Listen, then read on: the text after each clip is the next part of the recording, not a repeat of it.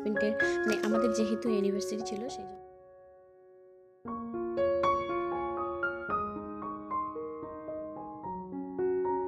সবাইকে পবিত্র রমজানের অনেক অনেক শুভেচ্ছা এবং ভালোবাসা। হ্যালো এভরিওয়ান, আসসালামু আলাইকুম। কেমন আছো সবাই? আই হোপ সবাই অনেক বেশি ভালো এবং সুস্থ আছো। আমরা আলহামদুলিল্লাহ বেশ ভালো আছি। আমার নতুন একটি ব্লগে তোমাদের সবাইকে ওয়েলকাম জানিয়ে আজকের ব্লগটি শুরু করছি।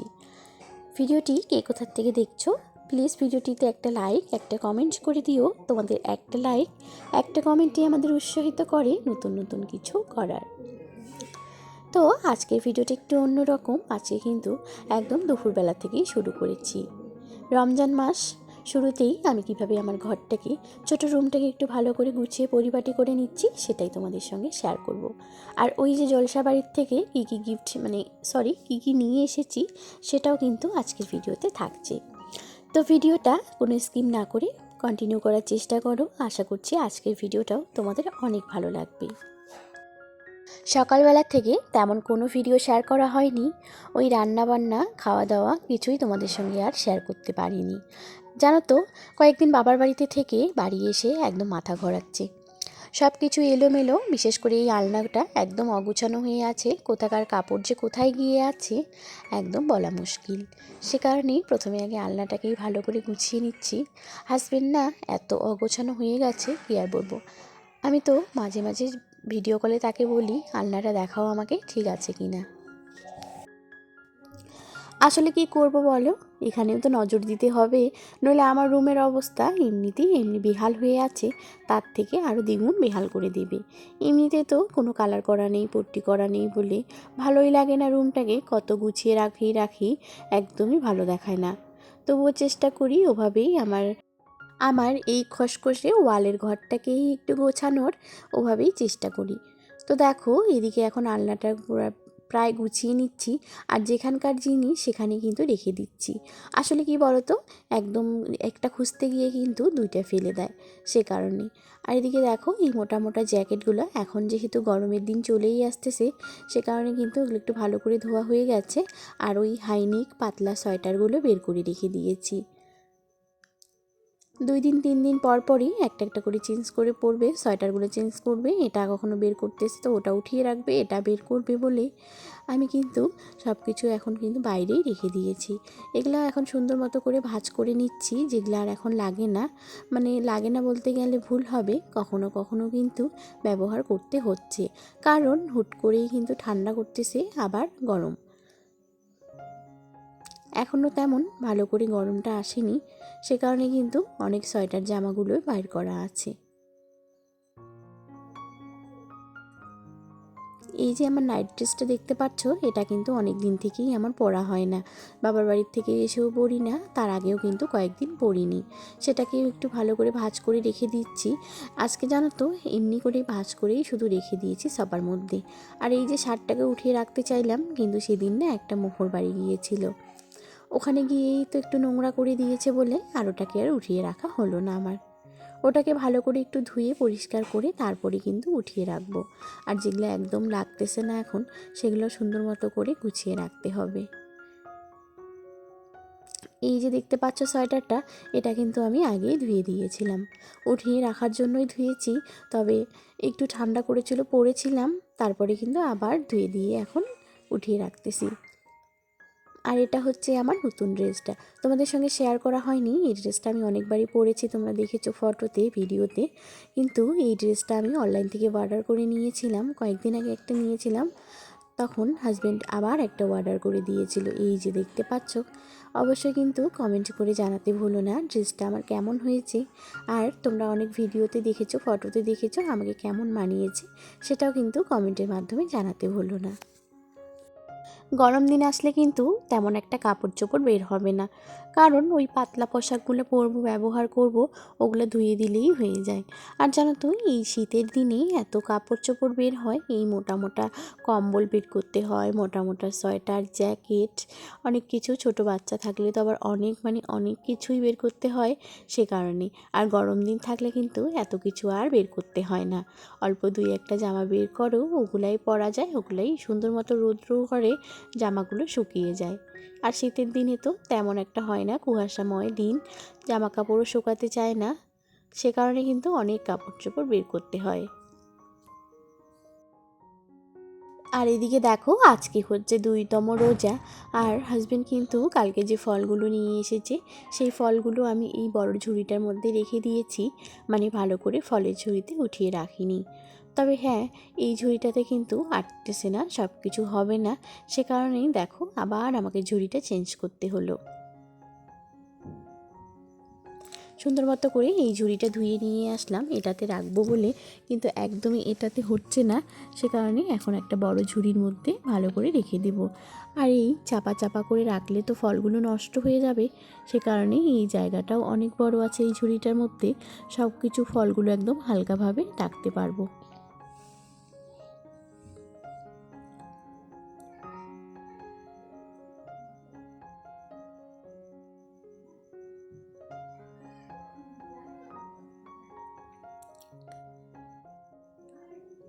প্রথমে কিন্তু আঙুরগুলো এখানে রেখে দিয়েছি বড় ঝুড়িটার মধ্যে, তারপরেই আমার মনে হলো আঙুরগুলো পচে যেতে পারে, সে কারণে কিন্তু দেখো একদম হালকা জায়গায় রেখে দিলাম, একদম ফাঁকা জায়গা ছোট ঝুড়িটার মধ্যে।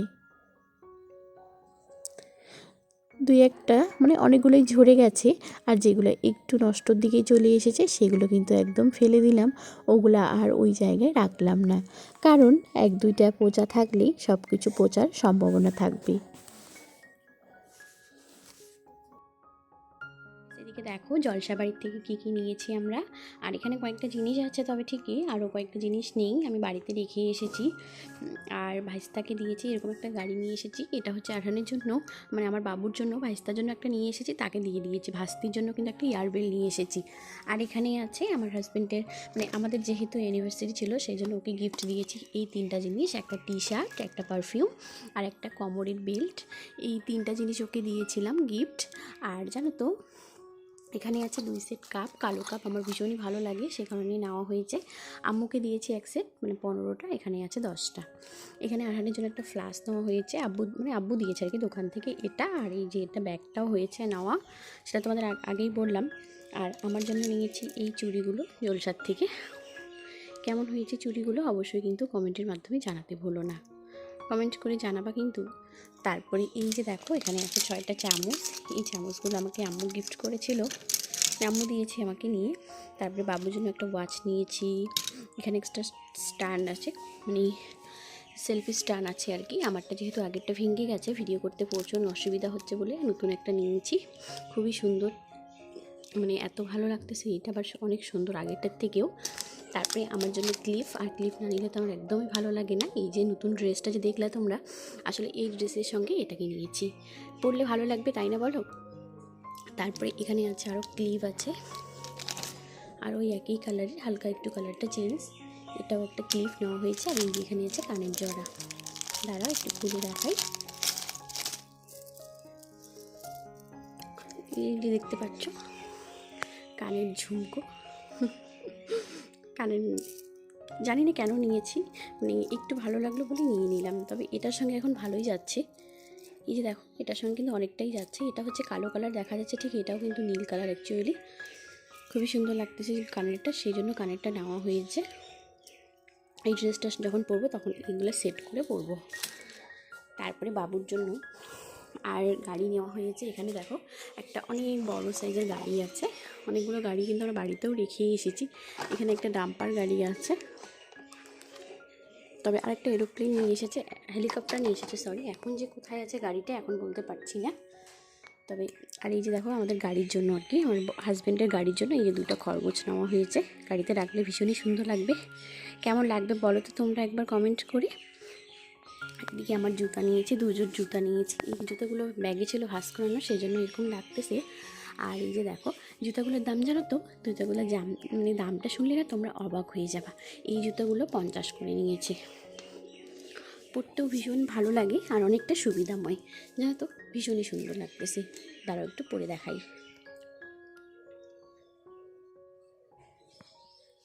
এই যে দেখো পরে দেখালাম, আর ওটাকে আর পরে দেখালাম না।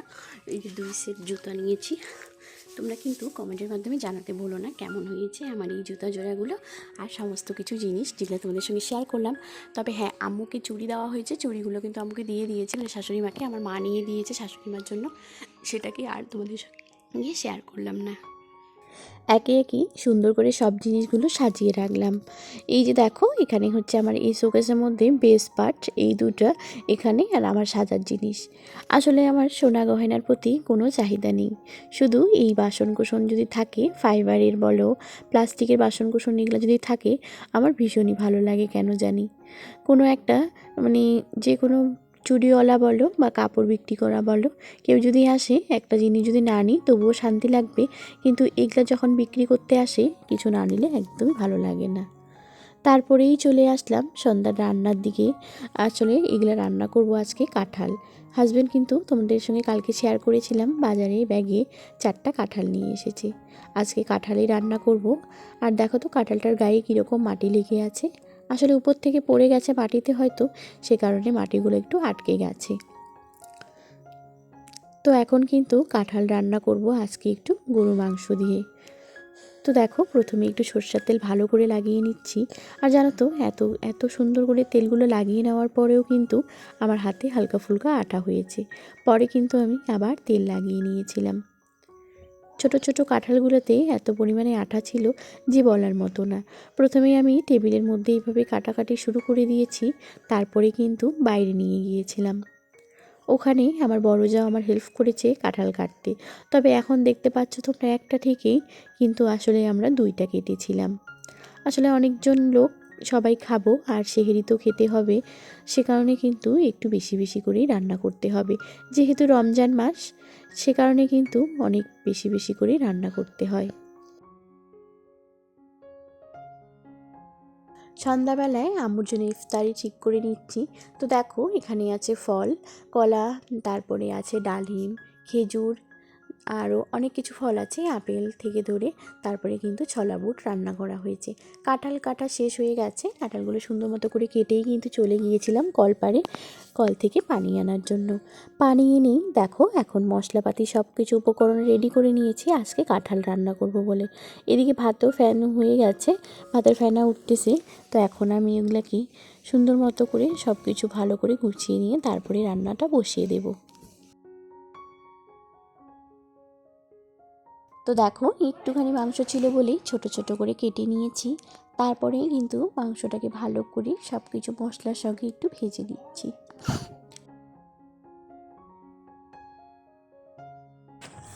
কাঁঠালগুলো সিদ্ধ করা হয়ে গেছে আমার। এখন কিন্তু একটু সাদা তেল দিয়ে মানে ভাজা শুরু করে দিয়েছি। প্রথমেই হালকা বড় কড়াইটাতে একটু ভেজে নিয়ে তারপরে ছোট কড়াইটার মধ্যে দিয়ে দিলাম। লেট হয়ে যাচ্ছে সে কারণে। এদিকে কিন্তু মাংসটা বসিয়ে দিয়েছি, মাংসটা যখন একটু সিদ্ধ হয়ে যাবে তখন কাঁঠালগুলো দিয়ে দিব বলে।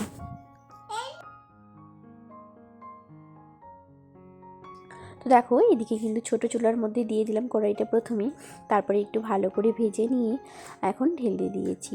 সব কিছু এখন একসঙ্গে নাড়াচাড়া করব, ভালো করে কষিয়ে নেব। তারপরেই কিন্তু গরম পানি অ্যাড করব। প্রথমে কিন্তু অনেকক্ষণ ধরে নাড়াচাড়া করেছিলাম আর অনেকক্ষণ থেকেই ভাজছিলাম। কে কে কাঁঠালের তরকারি খেতে পছন্দ করো অবশ্যই কিন্তু কমেন্টের মাধ্যমে জানাতে ভুলো না। আর তোমাদের যদি কাঁঠালের কোনো রেসিপি জানা থাকে অবশ্যই কিন্তু কমেন্ট করে বলবা আমাকে, নেক্সট টাইম আমি করার চেষ্টা করব। তারপরে দেখো, এদিকে কাঁঠাল বসিয়ে দিয়েই কিন্তু দেশি আলু এখন কাটলাম, দেশি আলু ভাজা করব বলে। আজকের ভিডিওটি এখানে শেষ করছি। ভালো লাগলে লাইক, কমেন্ট, শেয়ার এবং সাবস্ক্রাইব।